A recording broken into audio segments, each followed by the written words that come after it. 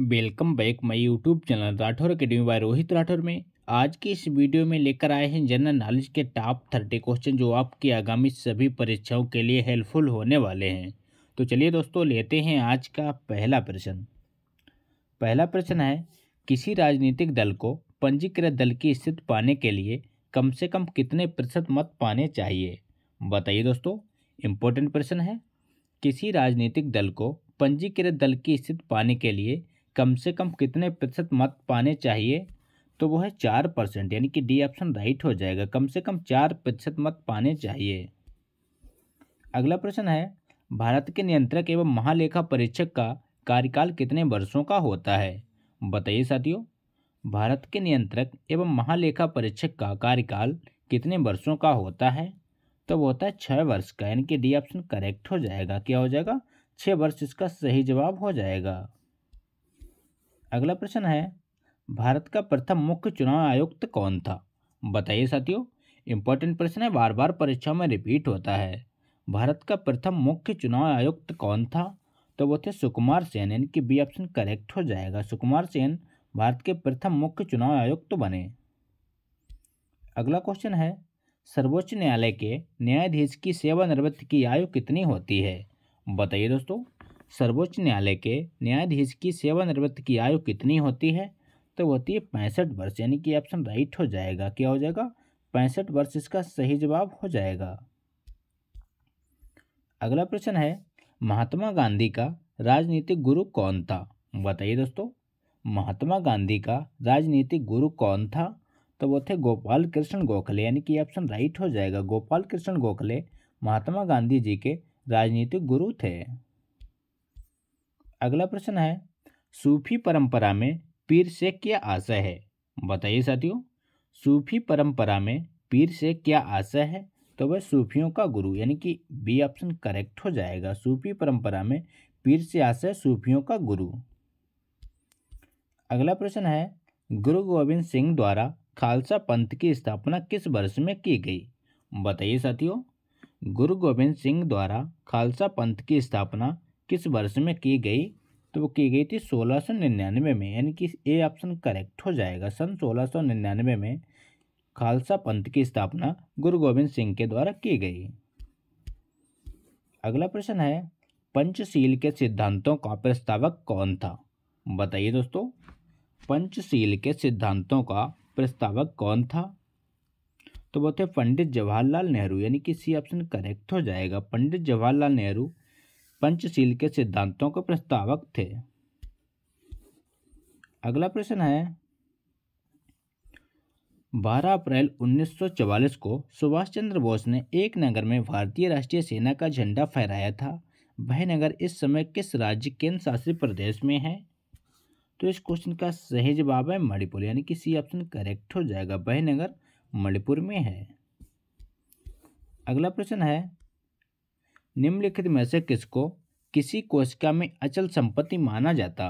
बताइए साथियों, निम्नलिखित में से किसको किसी कोशिका में अचल संपत्ति माना जाता? तो वो कहते हैं कार्बोहाइड्रेट को, यानी कि ये ऑप्शन करेक्ट हो जाएगा। कार्बोहाइड्रेट को किसी कोशिका में अचल संपत्ति माना जाता है। अगला प्रश्न है, भूमि का जल मूल रूमों द्वारा किस दबाव से पहुंचता है? बताइए दोस्तों, भूमि का जल मूल रूमों द्वारा किस दबाव से पहुंचता है? तो वह पहुंचता है परासरण दबाव, यानी कि सी ऑप्शन करेक्ट हो जाएगा। परासरण दबाव के द्वारा भूमि का जल मूल रोमों तक पहुंचता है। तो किससे पहुंचता है? परासरण दबाव के द्वारा। अगला प्रश्न है, मधुमक्खियों की प्रजनन एवं प्रबंधन को क्या कहते हैं? बताइए दोस्तों, मधुमक्खियों के प्रजनन एवं प्रबंधन को क्या कहते हैं? तो वो कहते हैं एपी कल्चर, यानी कि डी ऑप्शन करेक्ट हो जाएगा। एपी कल्चर मधुमक्खी पालन को कहा जाता है। अगला प्रश्न है, रक्त के स्कंदन हेतु कौन सा विटामिन आवश्यक है? बताइए साथियों, रक्त के स्कंदन हेतु कौन सा विटामिन आवश्यक है? तो वह विटामिन के, यानी कि सी ऑप्शन राइट हो जाएगा। विटामिन के रक्त के स्कंदन हेतु आवश्यक है। अगला प्रश्न है, लाल रक्त कणिकाओं का औसत जीवन काल लगभग कितने समय का होता है? बताइए दोस्तों, लाल रक्त कणिकाओं का औसत जीवन काल लगभग कितने वर्ष का होता है? तो वो होता है 100 से 120 दिन, यानी कि बी ऑप्शन राइट हो जाएगा। अगला प्रश्न है, शीत ऋतु में पशुओं के प्रसुप्ति काल को क्या कहते हैं? बताइए साथियों, इंपॉर्टेंट प्रश्न है, बार बार परीक्षा में रिपीट होता है। शीत ऋतु में पशुओं के प्रसुप्ति काल को क्या कहते हैं? तो वो कहा जाता है हाइबरनेशन, यानी कि डी ऑप्शन राइट हो जाएगा। हाइबरनेशन कहा जाता है शीत ऋतु में पशुओं के प्रसुप्ति काल को। अगला क्वेश्चन है, निम्नलिखित में से कौन सा सर्वोत्तम विद्युत चालक है? बताइए दोस्तों, इंपॉर्टेंट प्रश्न है। निम्नलिखित में से कौन सा सर्वोत्तम विद्युत चालक है? तो वह चांदी, यानी कि सी ऑप्शन करेक्ट हो जाएगा। चांदी सर्वोत्तम विद्युत चालक होता है। अगला प्रश्न है, उड़ान अभिलेखी का तकनीकी नाम क्या है? बताइए साथियों, उड़ान अभिलेखी का तकनीकी नाम क्या है? तो वह काला बक्सा, यानी कि सी ऑप्शन राइट हो जाएगा। अगला क्वेश्चन है, निम्नलिखित में से कौन सा कंप्यूटर नेटवर्क नहीं है? बताइए दोस्तों, निम्नलिखित में से कौन सा कंप्यूटर नेटवर्क नहीं है? तो वह व्यक्तिगत नेटवर्क, यानी कि पर्सनल नेटवर्क को कंप्यूटर नेटवर्क नहीं माना जाता। अगला प्रश्न है, उर्वरकों के निर्माण में निम्नलिखित में से कौन सा तत्व प्रयोग में लाया जाता? बताइए साथियों, उर्वरकों के निर्माण में निम्नलिखित में से कौन सा तत्व प्रयोग में लाया जाता? तो वह पोटेशियम, यानी कि डी ऑप्शन करेक्ट हो जाएगा। पोटेशियम को उर्वरकों के निर्माण में प्रयोग में लाया जाता। अगला प्रश्न है, प्राकृतिक रबड़ किसका बहुलक है? बताइए दोस्तों, प्राकृतिक रबड़ किसका बहुलक है? तो वह आइसोप्रीन, यानी कि ए ऑप्शन करेक्ट हो जाएगा। प्राकृतिक रबड़ आइसोप्रीन का बहुलक है। अगला प्रश्न है, सूर्य की सतह पर हाइड्रोजन के अलावा दूसरा कौन सा तत्व बहुतायत मात्रा में पाया जाता? बताइए दोस्तों, सूर्य की सतह पर हाइड्रोजन के अलावा दूसरा कौन सा तत्व बहुतायत मात्रा में पाया जाता? तो वो है हीलियम, यानी कि ये ऑप्शन करेक्ट हो जाएगा। सूर्य पर हाइड्रोजन और हीलियम का बहुतायत मात्रा में पाया जाना होता है।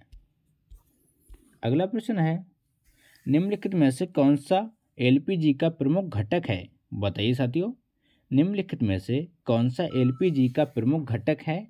तो वह प्रोपेन, यानी कि सी ऑप्शन राइट हो जाएगा। प्रोपेन एलपीजी का प्रमुख घटक है। अगला प्रश्न है, IUCN द्वारा प्रमुख संकटग्रस्त जीवों को कितने वर्गों में वर्गीकृत किया गया? बताइए दोस्तों, तो इस क्वेश्चन का राइट आंसर है 7 वर्गों में, यानी कि ऑप्शन राइट हो जाएगा। 7 वर्गों में विभक्त किया गया है किसको? संकटग्रस्त जीवों को। अगला प्रश्न है, मीन माता रोग किस कारण से होता है? बताइए साथियों, मीन माता रोग किस कारण से होता है? तो होता है पारा के कारण, यानी कि ऑप्शन राइट हो जाएगा। अगला प्रश्न है, ओजोन परत कहाँ पाई जाती? बताइए दोस्तों, इंपॉर्टेंट प्रश्न है, बार बार परीक्षा में पूछा जाता। ओजोन परत कहाँ पाई जाती? तो वह समताप मंडल, यानी कि ऑप्शन राइट हो जाएगा। समताप मंडल में ओजोन परत पाई जाती है। अगला प्रश्न है, पहली बार परमाणु बम कहाँ फेंका गया? बताइए दोस्तों, पहली बार परमाणु बम कहाँ फेंका गया? तो वो फेंका गया था हिरोशिमा में, यानी कि डी ऑप्शन राइट हो जाएगा। हिरोशिमा में पहली बार परमाणु बम फेंका गया था। अगला क्वेश्चन है, युआन किस देश की मुद्रा है? बताइए साथियों, युआन किस देश की मुद्रा है? आपके ऑप्शन है जापान, इटली, यूगोस्लाविया या चीन। तो इस क्वेश्चन का सही जवाब है चीन, यानी कि युआन चीन देश की मुद्रा है। अगला प्रश्न है, निम्नलिखित में से कौन सा प्रक्षेपास्त्र वायु से वायु वाला प्रक्षेपास्त्र है? बताइए दोस्तों, निम्नलिखित में से कौन सा प्रक्षेपास्त्र वायु से वायु वाला प्रक्षेपास्त्र है? तो वह अस्त्र, यानी कि बी ऑप्शन राइट हो जाएगा। अगला क्वेश्चन है, संतोष ट्रॉफी किस खेल से संबंधित है? बताइए दोस्तों, संतोष ट्रॉफी किस खेल से संबंधित है? तो वो संबंधित है फुटबॉल से, यानी कि ऑप्शन राइट हो जाएगा। फुटबॉल से संबंधित है संतोष ट्रॉफी, याद रखिएगा। अगला प्रश्न है, कथकली शास्त्रीय नृत्य किस राज्य से शुरू हुआ था? बताइए दोस्तों, कथकली शास्त्रीय नृत्य किस राज्य से शुरू किया गया? तो शुरू किया गया था केरल से, यानी कि डी ऑप्शन राइट हो जाएगा। केरल से शुरू हुआ था कथकली शास्त्रीय नृत्य। तो ये थे दोस्तों आज के इंपॉर्टेंट प्रश्न। अगर वीडियो अच्छा लगा हो तो लाइक करें, दोस्तों के साथ शेयर करें और चैनल पर नए हो चैनल को सब्सक्राइब करना ना भूलें।